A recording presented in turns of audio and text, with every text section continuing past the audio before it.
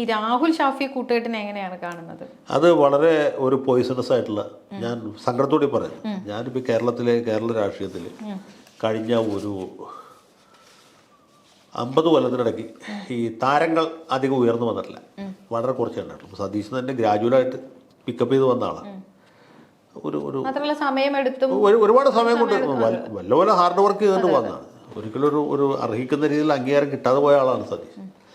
അല്ലെങ്കിൽ കോൺഗ്രസിൽ പ്രത്യേകിച്ചും ഒരാൾ ഒരു ഉയർന്നു പണി കുറയുണ്ട്. ഉമ്മൻചാണ്ടിക്കൊക്കെ ശേഷം ആ രീതിയിൽ ഉയർന്നു വന്ന ആളുകൾ കുറവാണ്. ഉമ്മൻചാണ്ടിക്കെന്ന് വെച്ചാൽ പല സൗകര്യങ്ങളുണ്ട്. മനോരമയുടെ വലിയ സപ്പോർട്ടുണ്ട്. പിന്നെ വിദ്യാർത്ഥി രംഗത്ത് നിന്ന് വന്ന ആളാണ്. അന്ന് ഒരു ഞാൻ നേരത്തെ പറഞ്ഞ അശോകനുടെയൊക്കെ സമയത്ത് അത്രയും സംഘർഷപൂരിതമായ രാഷ്ട്രീയത്തിൽ നിന്ന് ഉയർന്നു വന്നതാണ്.